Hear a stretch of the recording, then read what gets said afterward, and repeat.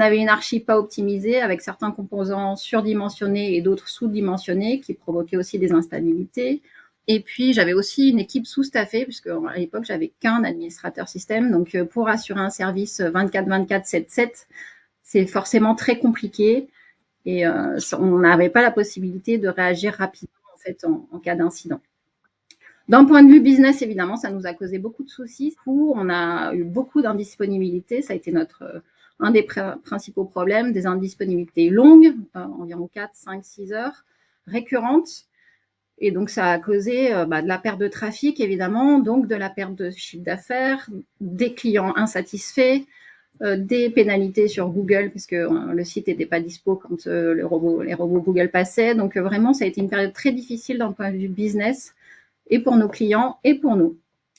Tout ça a fait qu'on a réfléchi à un changement de paradigme. On avait une forte culture de tout faire en interne, en fait, à l'époque. Et donc, c'est pour ça qu'on avait choisi une infrastructure administrée en interne, etc.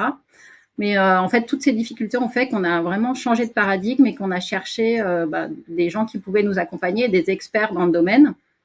On a tâtonné un peu, mais fin juin 2023, on a décidé de conclure un partenariat avec Upsun qui nous a proposé en fait un partenariat à 3.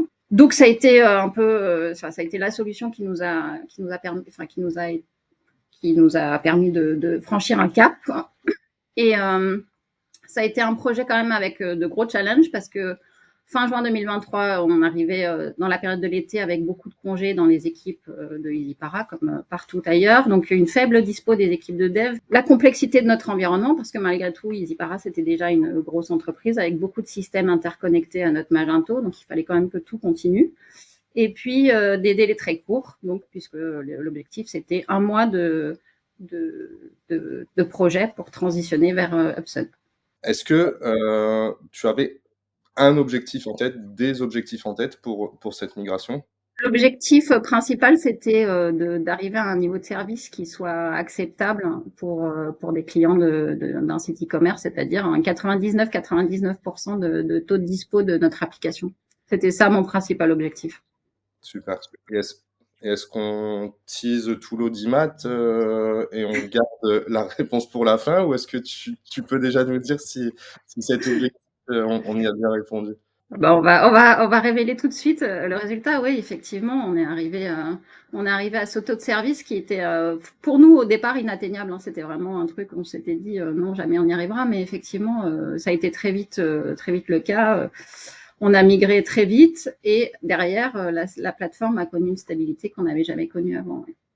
J'entends un projet complexe, une nouvelle collaboration entre EasyPara, entre Upsun et entre D&D. J'entends un délai de 30 jours. C'est quand même peu, je pense, même si on sait que le cloud est là pour simplifier et faciliter toute cette migration. Comment tu penses que le succès a pu être atteint et qu'on a réussi malgré toutes ces contraintes? Je pense avant tout, vraiment au-delà des éléments techniques, c'est surtout le mode opératoire qu'on a su façonner, adapter aux contraintes, aux deadlines, et le fait d'être d'être bien entouré aussi, clairement ça a joué. Mais je pense que l'humain, le collectif et le fait d'être vraiment centré autour d'un même objectif et de se serrer les coudes, tout simplement, c'est selon moi ce qui a fait la différence. Dans toutes les caractéristiques du projet qu'on a pu déjà évoquer. Ouais. D'un point de vue direction, on a gagné, on est 3 dirigeants, mais on a gagné en une tranquillité d'esprit sur la stabilité du site. On sait qu'il est monitoré 7/7, 24/24, que les équipes d'Upsun, elles sont capables de prendre la main en cas d'incident et de trouver les corrections adaptées, de scaler l'infra si nécessaire, etc. Donc ça, c'est vraiment un gain. Enfin, ça a été vraiment un gain pour la direction aussi, parce que c'est un souci de moins dans notre gestion quotidienne.